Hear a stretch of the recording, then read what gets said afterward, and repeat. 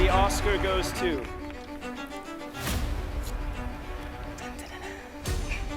A.R. Rahman for Slumdog Millionaire. All right. Are you guys ready? Ooh! RRR! RRR!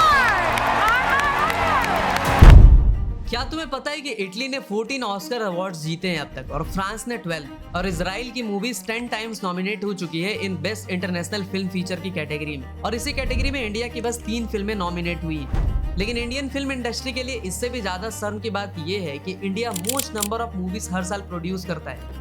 Deloitte.com के report के according India हर साल 1500 to 2000 फिल्में बनाता है। तुम्हें इटली जिसने 14 ऑस्कर्स जीते 2022 में उनकी सिर्फ 202 फिल्में रिलीज होती है एंड 23 में 356 फिल्में।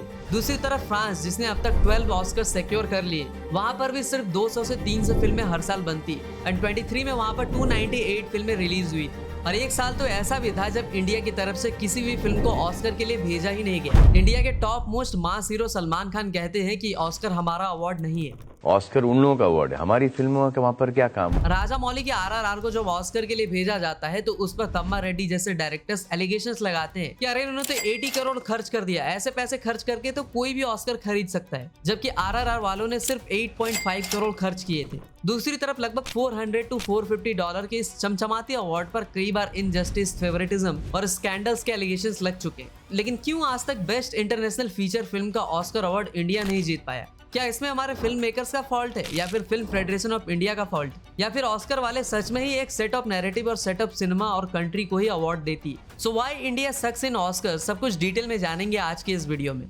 तो अगले कुछ पॉइंट से समझते हैं Indian cinema, Oscar and nomination का पूरा सच।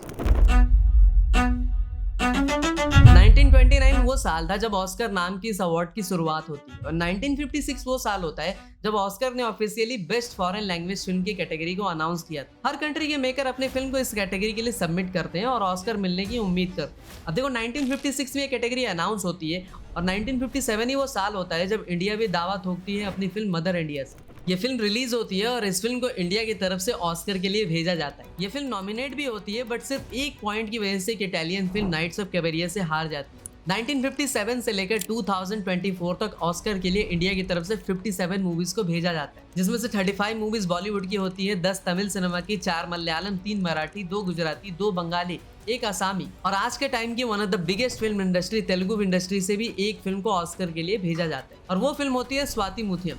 लेकिन क्या तुम्हें पता है ये जो 57 फिल्में ऑस्कर के लिए भेजी गई थी, इन सारी मूवीज में एक चीज कॉमन थी, गेस करो क्या? यही कि इनमें से किसी भी फिल्म को घंटा ऑस्कर नहीं मिल पाता।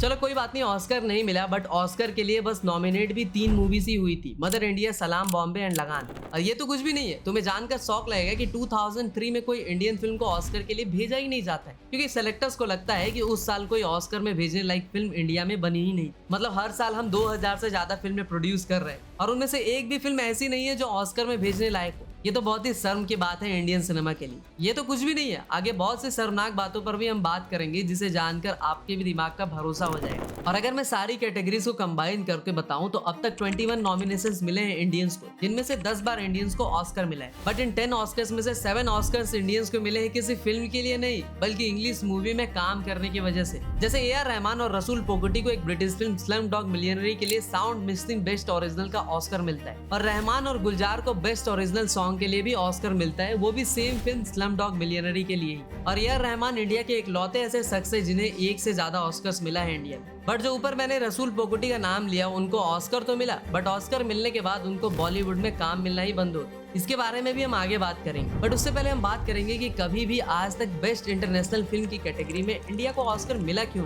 क्या इसमें फिल्म मेकर्स की गलती है, फिल्म फेडरेशन ऑफ इंडिया की गलती है या फिर किसी और की? अगले पॉइंट में हम इसी के बारे में बात करेंगे। देखो इंडिया की कोई भी फिल्म बेस्ट फॉरेन लैंग्वेज की फिल्म की कैटेगरी में कोई ऑस्कर क्यों नहीं ला पाता, तो उसके पीछे बहुत सारे लोगों का पाप शामिल है और इस वीडियो में हम उन सबकी खबर लेंगे। उससे पहले मैं अपने सरिये पर तेल लगा लेता हूँ। ओके, तो सबसे पहले खबर लेते हैं हमारे फिल्म मेकर्स। अब ऐसा नहीं है कि इंडिया के लोग अच्छी फिल्में नहीं बनाते, ऑफकोर्स बहुत सी और वर्ल्ड क्लास फिल्में बनाते हैं, लेकिन अच्छी फिल्मों को ऑस्कर में ना भेजना और अच्छी फिल्मों को लेके बैठे रहना ये तो सही नहीं है। सपने देखना अच्छी बात है, लेकिन सपने को लेकर के बैठे रहना और सपनों के लिए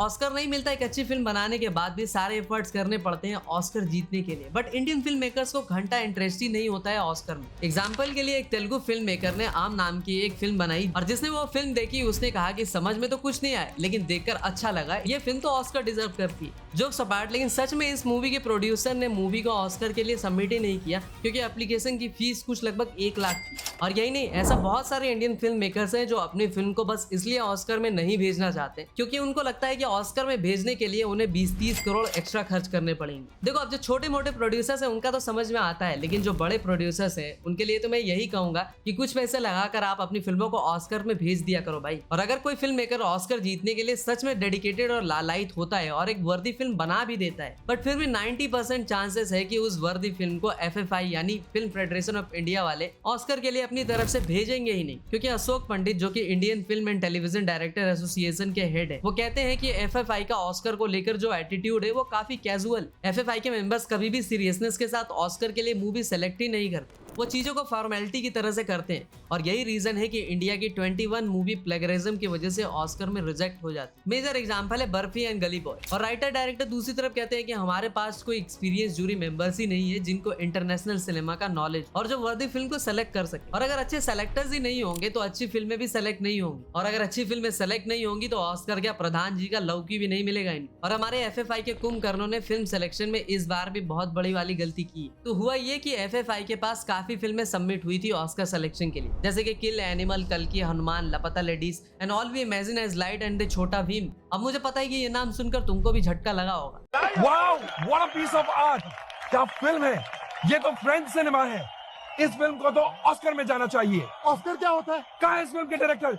मुझे उनके पैर छूने हैं। अब देखो, छोटा भीम सेलेक्ट नहीं हुआ, ये दुख की बात, बट खुशी की बात ये है कि लापता लेडीज सेलेक्ट हो गई। जो भी हो, एक बहुत अच्छी फिल्म थी और डिजर्व भी करती थी, बट एक ऐसी ही फिल्म है जो लापता लेडीज से भी ज्यादा वर्दी थी, और उस फिल्म का नाम है All We Imagine as Light. और क्या तुम्हें पता है कि इस फिल्म ने कैंस फिल्म फेस्टिवल में ग्रैंड प्रिक्स अवार्ड जीता था? और आई थिंक ये पहली इंडियन फिल्म है और पायल कपाड़िया पहली इंडियन फिल्म मेकर है जिन्होंने ग्रैंड प्रिक्स जीता है, और ये एक बहुत बड़ी अचीवमेंट है। और जो फिल्म ऐसे बड़े बड़े इंटरनेशनल फिल्म फेस्टिवल्स में जाके बेंचमार्क सेट कर चुकी हो, अटेंशन ग्रैब कर चुकी हो, उन फिल्मों के ज्यादा चांसेस होते हैं ऑस्कर जीतने के। बट हमारे FFI के मेंबर्स को ये सिंपल सी बात समझ नहीं आई। बट तुमको जानकर शौक लगेगा कि All We Imagine as Light भले ही इंडिया की तरफ से सेलेक्ट नहीं हुई, बट फ्रांस ने इस फिल्म को शॉर्टलिस्ट कर लिया था क्योंकि उनको इस फिल्म में पोटेंशियल दिखा था। और मैं बता दूं कि इस फिल्म को प्रोड्यूस करने के लिए इंडियन कंपनी के साथ साथ France, Netherlands, Luxembourg and Italy की कंपनी की भी इन्वॉल्वमेंट थी। अब देखो, एक तरफ लियोनार्डो चीचा ऑस्कर जीतने के बाद उसे आधी गटक चुके बियर बॉटल की तरह अपने पांव के पास फ्लोर पे रख देते। दूसरी तरफ इंडिया जैसी कंट्री के लिए ऑस्कर जीतना इज नेक्स्ट टू इम्पॉसिबल, खास करके बेस्ट इंटरनेशनल फीचर फिल्म में।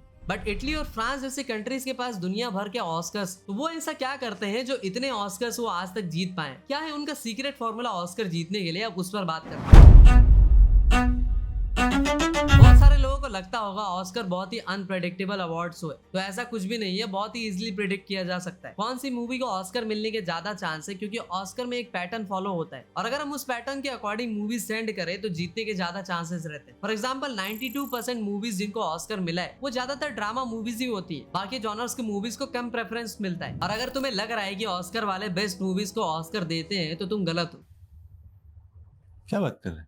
ऑस्कर में अवार्ड बेस्ट को नहीं, मोस्ट इंपॉर्टेंट फिल्म को दिया जाता है, चाहे वो फॉरेन या बेस्ट इंटरनेशनल फिल्म की कैटेगरी हो या फिर मेन कैटेगरी हो। अब मुझे पता है कि तुम लोग कंफ्यूज आ गए होगे और यही सोच रहे होगे कि बेस्ट और इम्पोर्टेंट। तो मैं समझाता हूँ, मान लो कि मैं कोई अवार्ड जूरी का मेंबर हूँ, तो मुझे 2 फिल्में मेरे सामने आती है, एक फिल्म बाहुबली तो दूसरी अपनी सीक्रेट सुपरस्टार, जो बेस्ट तो नहीं है बट इंपॉर्टेंट फिल्म है सोसाइटी में एक पॉजिटिव इम्पैक्ट लाने के लिए। तो बहुत ज्यादा चांसेस है कि मैं सीक्रेट सुपरस्टार को ही चूज करूंगा। और ऑस्कर में ऐसा बस फॉरेन कैटेगरी के लिए नहीं, मेन कैटेगरी के लिए भी किया जाता है, जैसे कि Inception, Interstellar, psycho, fight club, 2001 and space. Well, हम सब के अकॉर्डिंग ये फिल्में ग्रेटेस्ट ऑफ ऑल टाइम होगी, बट इनको भी ऑस्कर नहीं मिला था। अब देखो, अगर इस पैटर्न के अकॉर्डिंग चलते हैं तो जूरी के मेंबर्स की पसंद के अकॉर्डिंग मूवीज भेजते हैं तो ऑस्कर जीतने के चांसेस बहुत ज्यादा बढ़ जाएंगे। बट ये इतना भी सिंपल नहीं है कि मूवी को सिर्फ भेजना इनफ है, मूवी की मार्केटिंग पे भी बहुत पैसा खर्च करना पड़ेगा। ऑस्कर को लेके बज बनाना पड़ेगा, 69 तरह के फिल्म फेस्टिवल में स्क्रीनिंग करानी पड़ेगी, क्योंकि जो फिल्म फेस्टिवल्स में प्रीमियर या रिलीज होते हैं उन्हें मूवीज का कैसा रिस्पॉन्स मिलता है वो भी एक मेजर फैक्टर होता है ऑस्कर जीतने के लिए। लेकिन क्वेश्चन ये आता है कि क्या ऑस्कर सच में एक ऑनेस्ट अवार्ड शो है? नहीं। खाओ माँ कसम। क्या हमें सच में ऑस्कर की जरूरत है? तो अब इन दोनों सवालों के जवाब पर बात करते हैं। इंडिया के बहुत ही मशहूर driver, actor, animal lover, coconut oil से भी ज्यादा virgin and the most eligible bachelor ने एक बहुत ही कमाल की बात बोली थी अबाउट ऑस्कर। तो हम सर वो एक गैप फिल नहीं कर पा रहे हैं सर। हॉलीवुड की मूवी हर साल ऑस्कर में जाती है, बॉलीवुड भूले भटके एक पहुंच जाती है। तो सर बॉलीवुड की मूवीज ऑस्कर कब जीत रही हैं सर? अबे ऑस्कर उनका अवार्ड है यार, ऑस्कर उन लोगों का अवार्ड है। हमारी फिल्मों का वहाँ पर क्या काम? वो फॉरेन फिल्म में जाएंगी, जैसे कि अगर वहाँ इंग्लिश फिल्म यहाँ पर आती हैं हमारे अवार्ड में, तो एज फॉरेन फिल्म आएंगी ना, तो ऑस्कर से जाने का मतलब ही नहीं है।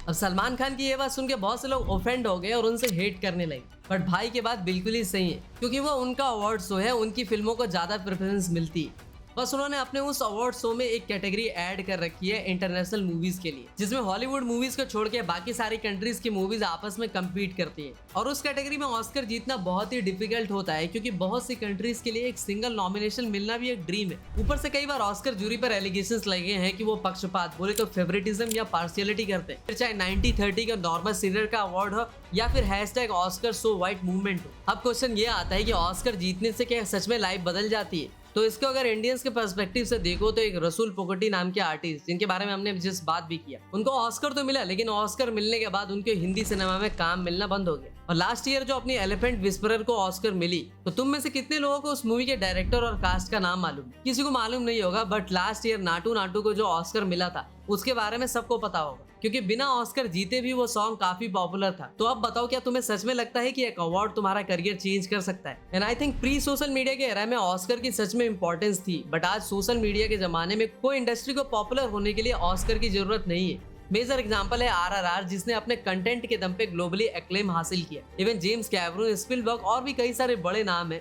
जिन्होंने इस मूवी को अप्रिशिएट किया। So at the end of the day Oscar is just an award, और ऑस्कर में भी काफी मैनिपुलेशन होता है। Like popular writer Paulo Coelho ने कहा था कि SRK my name is Khan के लिए ऑस्कर डिजर्व करते थे अगर हॉलीवुड में मैनिपुलेशन नहीं होता। और ऐसा भी कहा जाता है कि हॉलीवुड के बिग स्टूडियोज भी ऑस्कर्स को मैनिपुलेट करते हैं, क्योंकि 52% मूवीज जिनको ऑस्कर मिला है वो हॉलीवुड के 6 मेजर स्टूडियो से ही बिलोंग करते हैं। और अगर मैं कहूँ कि इंडियंस इतने ज्यादा क्यों ऑब्सेस्ड हैं ऑस्कर से, तो इसका रीजन है यहाँ के लोगों की मेंटेलिटी, जिनको वेस्ट की हर चीज एक स्टैंडर्ड लगती है। ऊपर से ऑस्कर को लेकर के बादशाह जैसे सिंगर्स गाना बनाते हैं, बेबी तू है ऑस्कर तो मैं भी लियोनार्डो, एक ना एक दिन तो तुझे पा ही लूंगा। एग्जाम्पल के लिए हॉकी को इंडिया का नेशनल गेम बताया जाता है, लेकिन हम ज्यादा इंपॉर्टेंस क्रिकेट को देते हैं, जिसमें मैं भी शामिल हूँ। और संस्कृत, जो कि भारत की नहीं बल्कि पूरे वर्ल्ड की सबसे प्राचीन भाषा है, किसी को घंटा संस्कृत नहीं आता। सो अब तक आपको समझ में आ गया होगा कि हमारे Indian producer film federation of India वाले तो घोड़े खच्चर बेचकर सो ही रहे हैं, लेकिन चमचमाती ऑस्कर और रेड कारपेट के पीछे भी बहुत झोल है। सो मिलते हैं एक और इन-डेप्थ एनालिसिस वाली वीडियो के साथ। कोई आइडिया, कोई सजेशन, कोई मस्त सी टॉपिक्स हो तो कमेंट में जरूर बताना। जिस टॉपिक पर सबसे ज्यादा डिमांड होगी उस टॉपिक पर हम जल्द से जल्द वीडियो लेकर आएंगे। तो तब तक के लिए हर हर महादेव।